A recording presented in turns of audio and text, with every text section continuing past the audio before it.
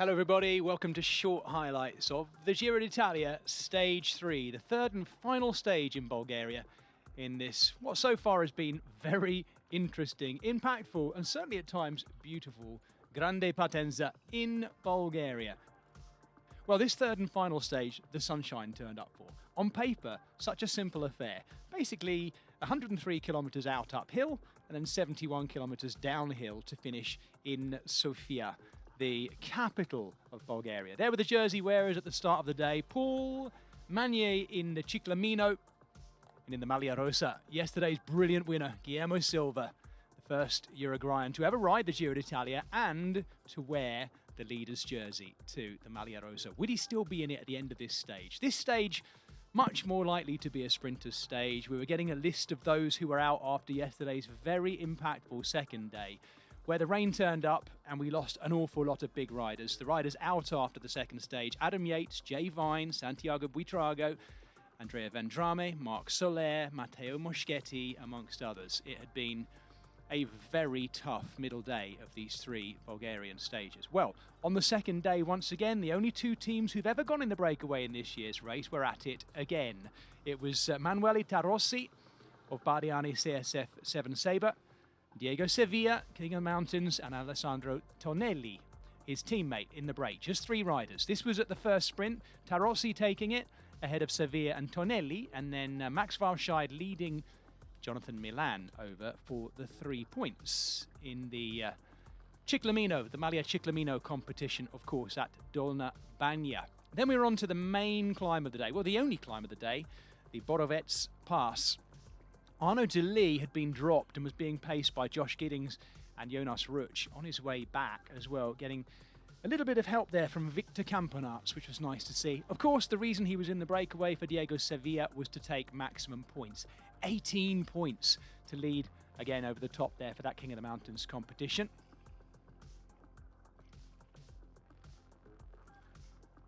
And there were points still to be taken behind by the bunch too, but at the moment in that King of the Mountains competition it's largely irrelevant. Diego Sevilla of Polti Visit Malta is flying in the mountains. Poor Arnaud Delis, I think, still suffering from the illness that a number of his team picked up just before the Giro, really suffering. These three out front were working really, really well together, and we were starting to think they might survive much deeper into this stage, and as you're about to see, that's exactly what they did. A lot of good work by Josh Giddings, as I say, and Jonas Ruch to get Arnaud Delis back in. Manuele Tarossi enjoying his day out and making sure he kept his skin suit nice and dry too. And this was the final sprint in the Red Bull kilometre for those bonus seconds. It was Tarossi who wanted to get it in the light blue of Bardiani, and Diego Sevilla has started this year's Giro d'Italia with such good form. As you can see, the bunch were only about 27 seconds behind, but these three kept at it. Usually when we see such a fierce sprint for the Red Bull kilometre, they start to capitulate afterwards, but not these three. They were well up for it, and it has to be said, Manuele Tarossi, the Italian for Bardiani, was riding incredibly well. Problem on a left-hander for Timo de Jong, the Dutchman. Under 5k to go, and Diego Sevilla, as I say, in incredible form at the beginning of this Giro d'Italia. Kept going. Tonelli likewise, with lots of help from Tarossi, the two Italians in the company of the Spanish King of the Mountains wearer in the capital of Bulgaria, in Sofia, in front of an absolutely enormous crowd. This was going under 1k to go.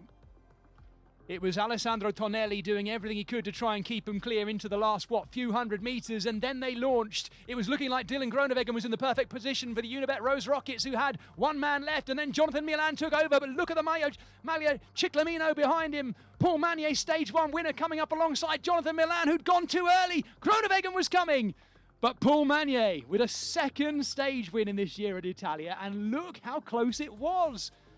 Wow. The Maglia Ciclamino himself taking a second stage win. And Paul Magnier, at the age of 22, in just like that, has become a Grand Tour sprinting superstar.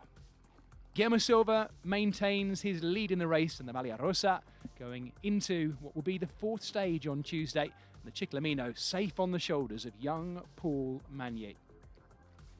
Best young rider also continues to be the race leader, Guillermo Silva, and Diego Sevilla can have a day off tomorrow after 3 very hard days in Bulgaria. He'll look to continue it in Italy, as we will, when you rejoin us for short highlights on Tuesday in Calabria as we start the long journey north through Italy. Join me then.